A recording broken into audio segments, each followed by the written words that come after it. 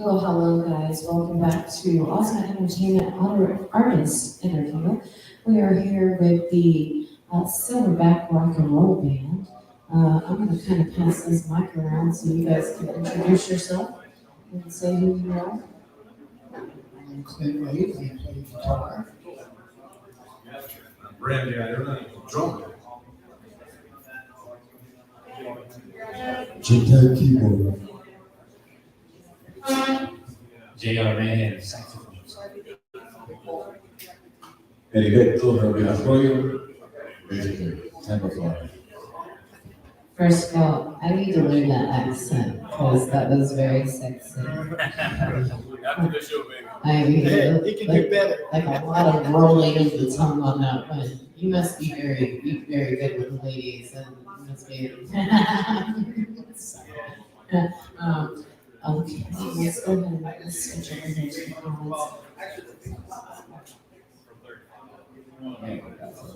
So I'm going to start off first. How did you guys get started in music? So I'm going to kind of pass the mic around, and I kind of want you to share what inspired you to become an artist in the first place. 1964, the Beatles hit, and so we watched that on TV, and a bunch of my friends, we all said, hey, we should start a band. We didn't play an instrument, we didn't sing, we knew nothing about it, but we thought we could be popular if we formed a band. So that was it, 1964, and we all learned an instrument, and we all sort of learned how to sing, and we played in these high school garage band things, firehouses and school dances. And then I moved on from there. The Four Romans. Yeah, how original, huh? There you go. And there were four of us in the beginning. There you go. Randy's got a really interesting story. He doesn't.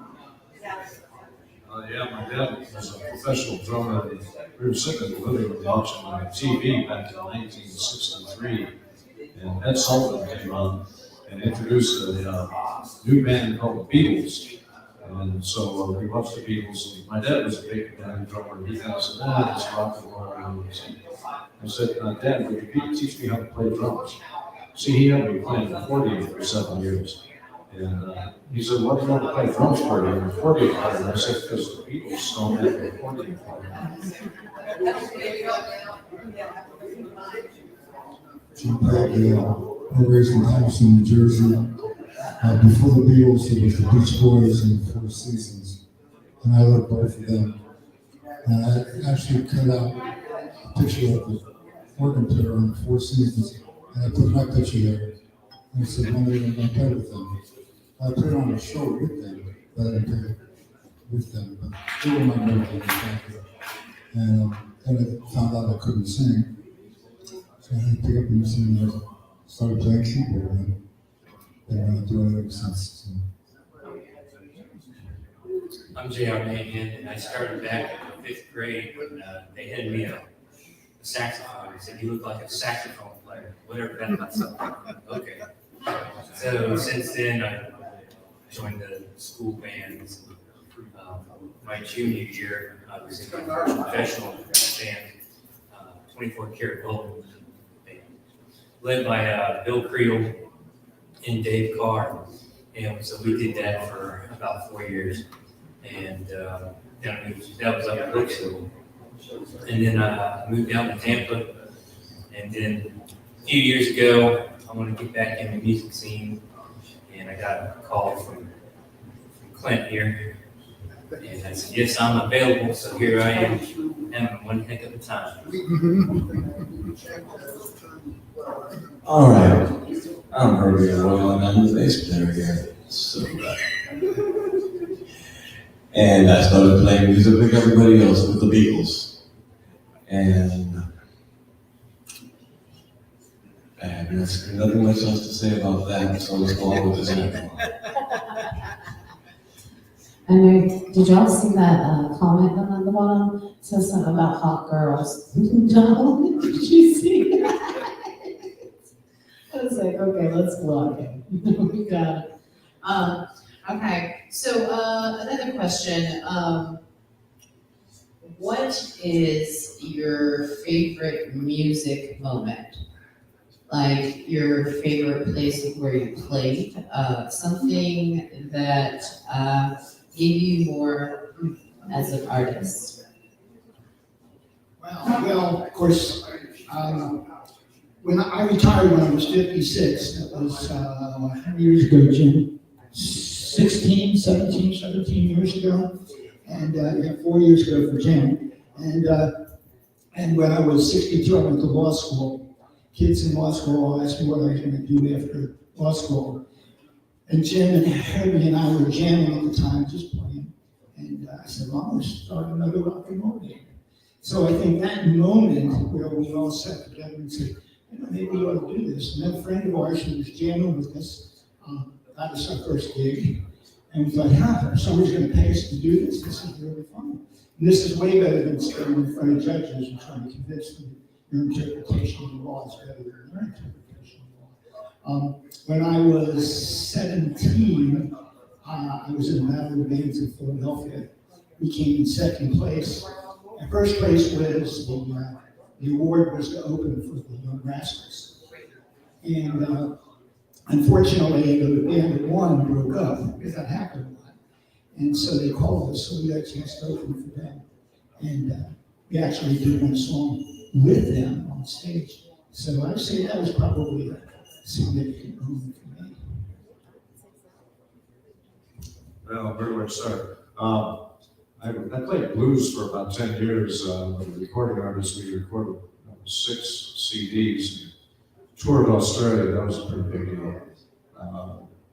Another thing that we did was we played 7 years of pregame entertainment for the Tampa Bay Bucks.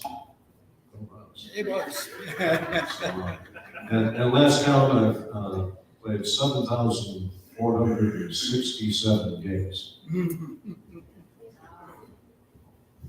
That's a lot of big gigs. Yeah, that's a lot. I played up until I was about 27, and I had to quit because of kids and my jealous wife. But like Chris said, I think getting together with Clinton, starting to play again after all those years was really the defining factor for the past 10 years at least. Before that, I had an opportunity to sit in with a guy by the name of Dave Mason. He had written a couple of songs for Traffic and a few other, made on TV. That was a highlight. But I think every night that you can play, every night that you're healthy enough to play, and that people show up, that's the best night. I would say probably my most significant would be playing getting elected to be in the tri-state band. That was Florida, Alabama, and Georgia. And I was one of the six tenor saxophonists that was chosen for that band. And it's by number, so it's not anybody buddy from the system or anything like that. So I was quite honored by that. Other than that, there are times that aren't just awesome, but what really sticks out is any moment, whether it's in your living room or on stage. It's just that moment when there's like a chemistry going on, a weird magic when everybody's blending together and you are one with the other. That's the best times, especially when it's my little girl singing along with the Beautiful, JR. Nice. My Hallmark. My moments were back to the first Super Bowl, Tampa Super Bowl with the Redskins and the Raiders. I remember playing the night before the Super Bowl, playing to the Raiders. And, that was kind of fun. There's many nights like that over the years, but there is something about, like Jared was saying, the magic of music, the universal language. And that's why we're here. That's what keeps us coming back. It's good for the soul. That's right. I think that's what the most important thing about this whole process is to get to know you guys a little bit better. And I know you think that's kind of crazy, but it's kind of, when you get up here and you play, and we got to see you after the interview and see why you do what you do, and then actually get to see you do it. That is what we are looking for, is to kind of just see a little bit of your soul shining in the music that you play. I want to see if there's, what is this right here? Oh, she put flyers. There's Miss Barbara. Miss Barbara Rossi, let's give her a little shout out over there. She's over here taking our pictures tonight. She's a great little human. So we kind of want to throw her in there just a little bit. But also, let me take this one off. There we go. I do want to kind of take a second just to thank everybody for coming out and supporting the band too as well. We got Mr. Bahama Tom over there in the Santa costume. He is looking mighty sexy in that thing. Hey, what's that bad Santa movie? You don't remember? I remember. We also got Dennis out here. Mr. Dennis is, Dennis, what is this? Dennis Hall with that special sound is the name of his business. He's out here running sound for us. We also have Mr. Leo over there, owner of Leo's Live. Wave and say hi. Look at you. Leo, he's out here supporting the band too as well. And then we have Paul, Mr. Paul Bryan with Gnome Productions. Hi, Paul. He's coming out just to record the band and give the band some promotional footage so that way they can leave here and promote themselves even further. We put approximately about 2 or 3 music clippets. We like to call them music videos, but they're music clippets of the songs that the band performs, so that way they can use said footage and further their career or love in music. So that way, not only does people see you on live, but you also get to leave with some photos from Miss Barbara and some video from Mr. Paul Bryan over there. And they are both very good humans, and I would back them 100%. So we also, offer their promotions. So if you guys ever need a sound guy, a videographer, or a photographer, you know who to hit up, and we could promise their bookings. So it's just a good way for you guys to get to know more people. And we also have Mr. Leroy back there. He's a good friend of mine. He comes out and supports me pretty much every time he can. So, and Miss Cassie, she is my all loving assistant who deals with all my crap. And Miss Danielle and they're not here. Where is she at? There she is. Miss Danielle. Miss Danielle is out here, and she and her partner are part of the Body, Mind, and Soul project for our artists. We do want to thank everybody for coming out. We also do want to thank Around Uneven Neighbors, who does sponsor the whole interview process, along with Hoxie Guitars, Tired as a Mama, and Gnome Productions too as well. Next question, I believe, would be, what is your most embarrassing moment as a child? I'm gonna know this. Not even the music, just at the child. I would give this to Harvey. Did you both skip on that? Embarrassing moment as a child. I found $5 in the school parking lot, put it in my pocket, told no one, told her not to tell anybody about it. An hour later, the teacher comes and said, "Did you find $5?" I said, "No." And then they took me down to the principal's office. And I never got to spend that $5. I was kind of embarrassed. There's other ones, but So way back in high school, the football team was on the football field practicing, and we were overdue to get on the field like by 10 minutes. And there was a slight little rivalry going on between the band and the football team. And I was a drum major. So I'm up on the podium and I'm going to blew the whistle. So about 150 people stormed the football field, and the football players did not know what to do or where to go. And I got in trouble for that. I called the office the next day, band director Kathy Thompson, and the football coach. Well, I think he was the one that didn't quite understand the whole joke.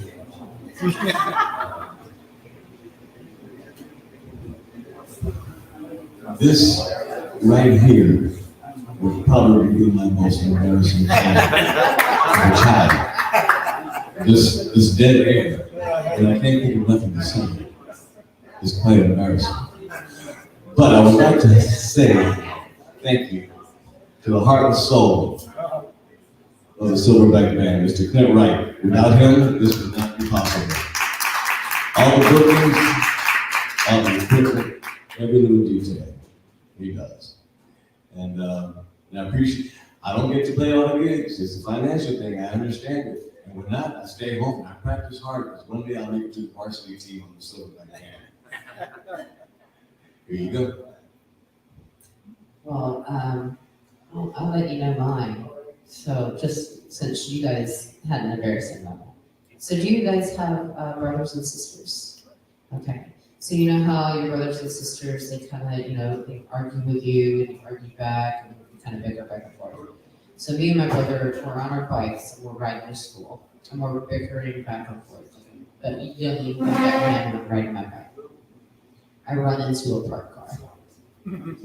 Yeah, it's funny. It's not funny now. I actually got so hurt by running into this parked car that they had to call the ambulance and take me to the hospital because I had literally fractured my arm and my leg due to me running into this parked car. So the doctor asked me how the accident happened, and I told him that my brother wouldn't leave me alone. I had to go tell him to shut up, and I took my eyes off the road and ran into the parked car. Don't you ever tell anybody that.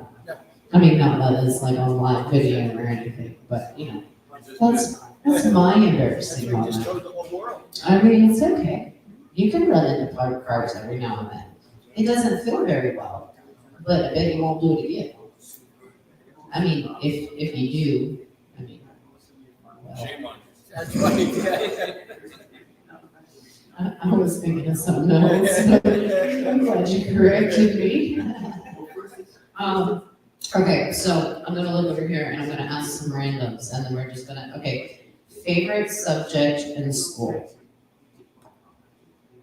Well, I just barely got out of high school. I graduated 383rd class of 387.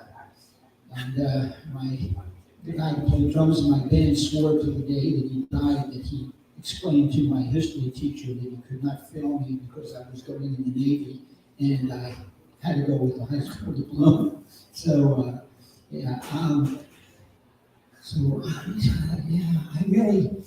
really enjoyed math. I didn't do particularly well, but I really enjoyed math. My favorite course was in college at FSU, was marketing. Really liked marketing. Girls' gym. I just poked him on the thing. I said, you can't sleep in bed. Oh, shit. I would definitely say music was my first love. I skipped every class I could to go do something in the band room. Other than that, it was definitely science. I love science.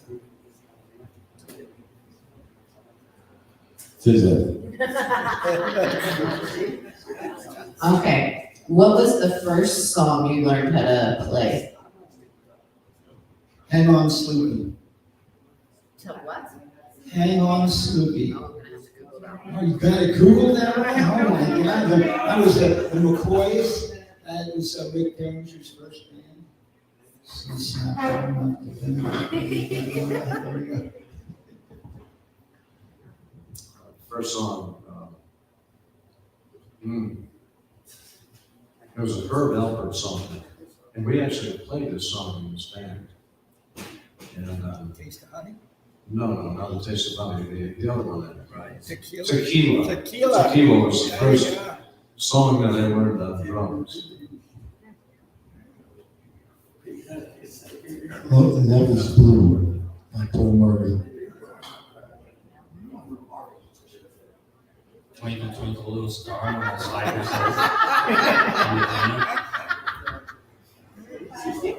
Guantanamera, Guajira, Guantanamera, Guantanamera. All right. I don't know, but it sounds really nice. Is it Spanish? No, it is. It has English words in it too, though? That's but I'll sing it. I don't know what I'm singing, but I'll do it. We'll learn it very quickly.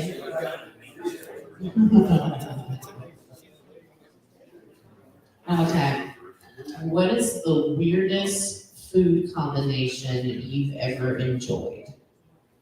So, no. Oh man.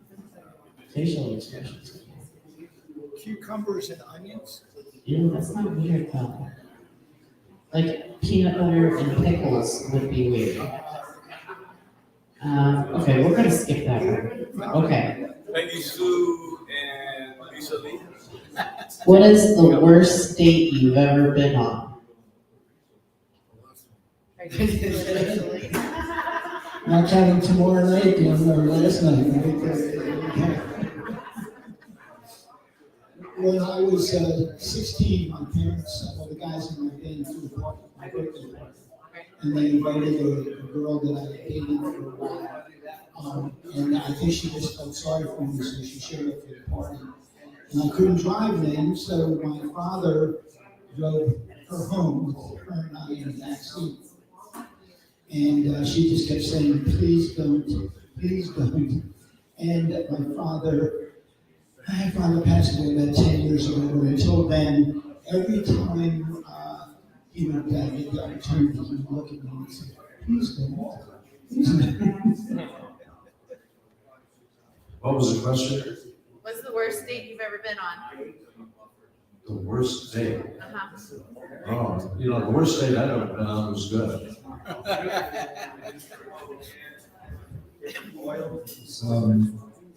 had a tutor in college for math, and she had the biggest purse I've ever seen in my life. Her father owned the drive-in movie theater. So she said, we can go there one night if you want. And so you all my thoughts were the whole night. And we went to the drive-in movie theater. We didn't have to pay. And it's just about ready to see the main attraction when her father pulled up alongside my car. How he knew what car mine was, I don't know. But I remember being pulled out of the car and being escorted to the front gate.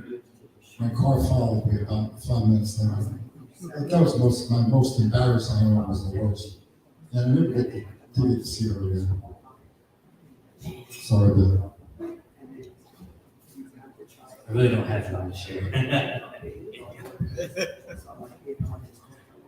This was from a good friend of mine. He had to go out and he had to blow bubbles. Wasn't that on the Dory movie?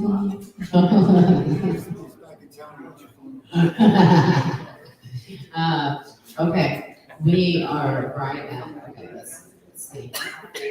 Okay. One more. If you had to get a tattoo right now, if I said, guys, let's go get a tattoo tonight, what would your tattoo be? And why? Mine? I don't know, it just be outlandish. Probably like a UFO or something, because I'm just weird.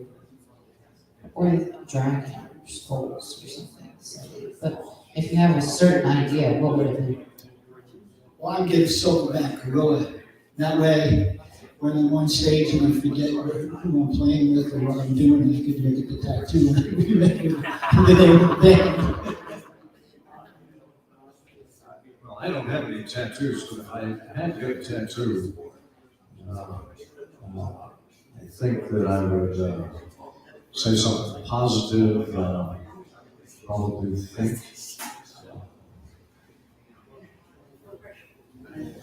That you're not doing.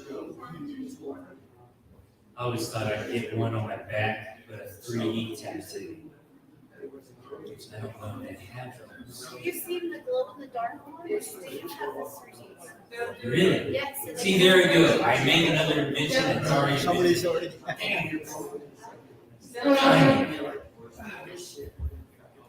Mine is easy. LISDYLD with a heart. LIS Lisa, DY Dylan, LU Lizzie. Thank you very much. There's your babies. Aww. I think I would probably have, if found, usually turn 2, and then have wife's name in there. I've got one with a heart that says you are here. Aww. Look at all these men showing love to their wives tonight. That's awesome. That's awesome. Heart in that. Let's hope that. I mean, the brownie points are important. Oh, yes, no, it took a long time before I realized that. The point system was my favorite. So wait, are all of you guys married? No, No. Jim's not married. Jim's not married. Jim's the best. Does Jim have an old lady at home? Jim's a keyboard, he's got one. He's got a lot of ladies. Hey Jim, how you doing?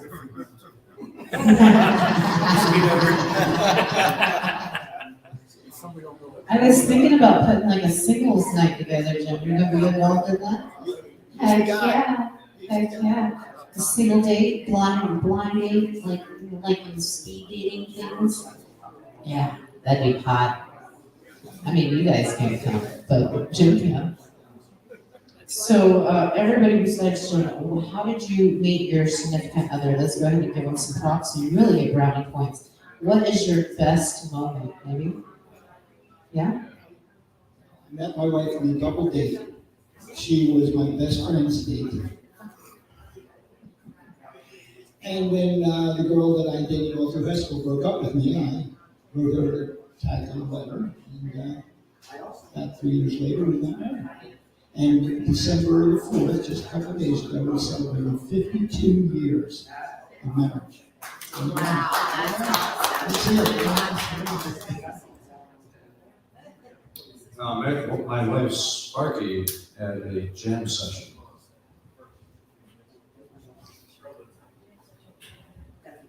I met mine through an interview. I was the boss and I interviewed her.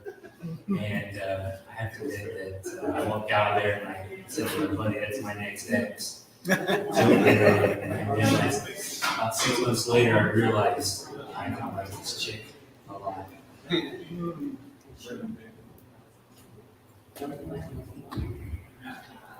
Yes, well, my wife and I, we had been in a apartment complex. I would play tennis day, and she'd come home from work, so I'd wave at her every day when she came home. And I yelled at her one day, I said, "You like oysters?" She said, "Yeah." "When I get done here, you want to get oysters?" She said, "Yeah." We went out, we got oysters. She never went home. That's a cute story. What a pickle. Yeah, she never went home. She was full successful. Yeah. Well, we are gonna, let's see, we're gonna have a couple more minutes on here, and then we're gonna take a break and let you boys get set up on stage. I think I'll ask about 2 more, if that's okay. What is your favorite meal? What is like your very, very all-time favorite meal to eat? Now mine is fried chicken with mashed potatoes, gravy, and corn on the cob with some cornbread, possibly. Maybe some dessert too. I'm a big fat girl. Big. And so it's something like that. So what is like your ultimate meal that you absolutely love? Yeah, I'm a pretty basic guy. Roast beef, mashed potatoes, gravy, yeah, and green beans with corn. Can I give a shout out while I got the mic? Yeah. Jeff.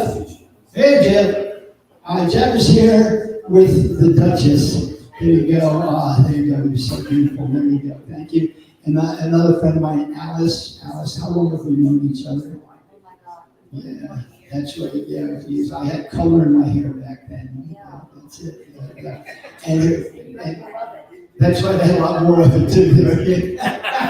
Yeah. Well, it's longer in the back, but it's better on the top. There you go. And her son-in-law, Michael, if he's around. Anyway, thank you guys for coming. We really appreciate it. Yeah. My favorite meal is surf and turf.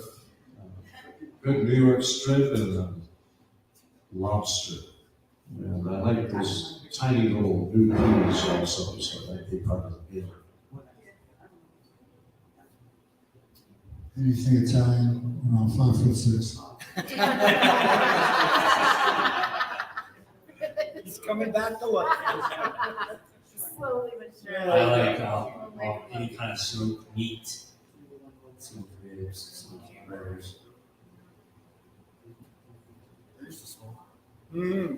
Bizcocho de pelo.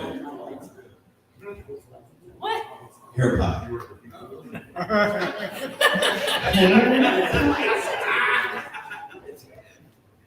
You know what, I'm just gonna turn all the way around on that one. Hey, fucking hair pie, are you serious? Hair pie? I love your face, but damn, like, you made me speechless. Is that really a thing? Because right now I'm thinking of something else. You'll see Yeah, me. he did. He was thinking of something.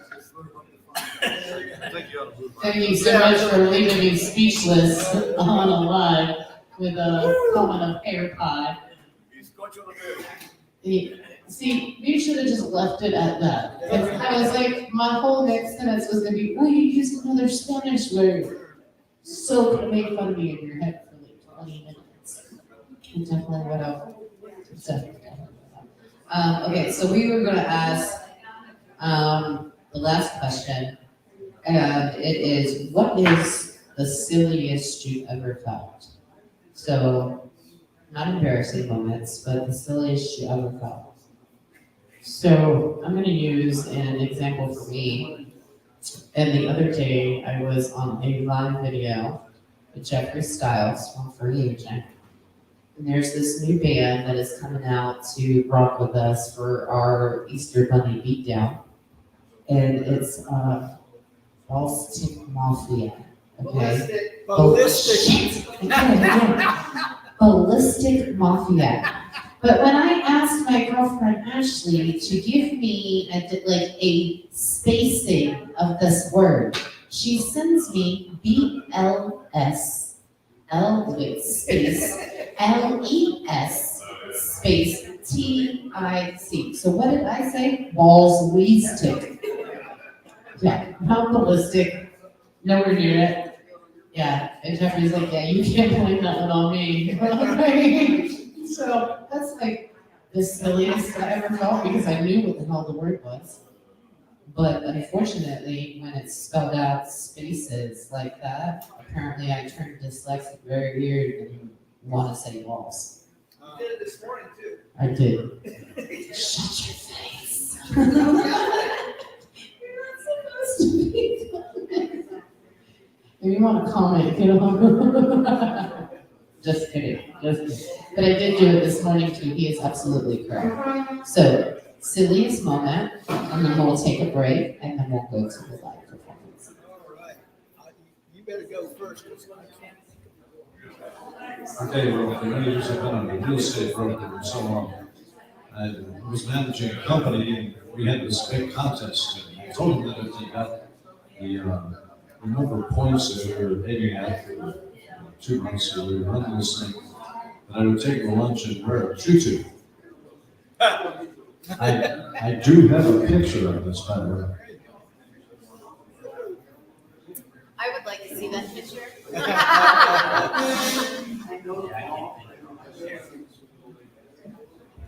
At the risk of sounding redundant, this is the silliest moment that I've ever had.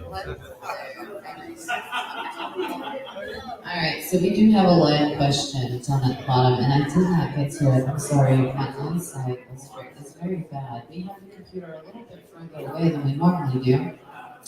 What is your favorite artist and why? Favorite what? Artist. Artist.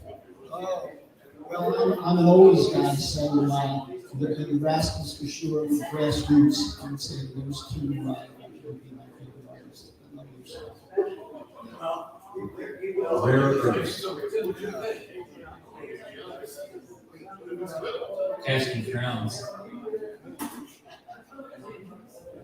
Beatles, Paul McCartney, everybody else, distant second. Jim?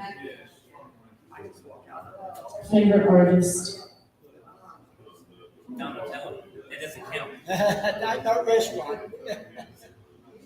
I mean, Teenage Mutant Ninja Turtles, Donatello? Because Huey Lewis. Huey Lewis is his favorite. All right, guys, we are going to give the boys just a couple minutes break. So we are going to go and take a little bit of a break. So I'm going to actually go back and let's see if I can do this from over here. Normally I have Holly here to help me run through all of this, but yeah, not really this time. Okay, so we're just going to take us off and we'll be back here in just a few. Stick around. Yes, please stick around. We will be back with a live performance.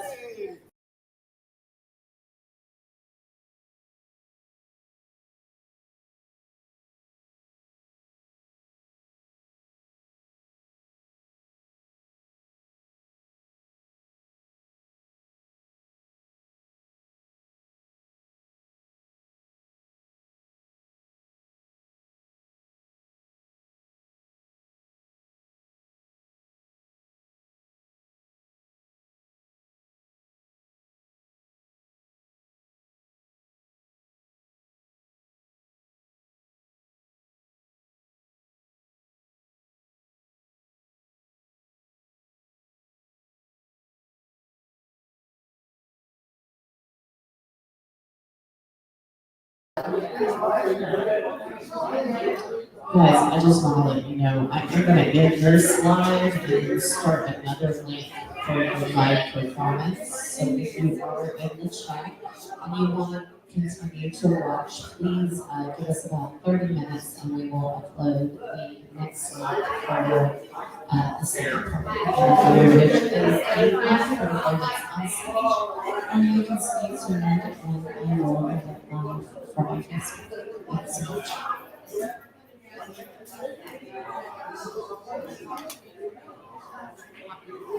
Oh, I didn't mean to.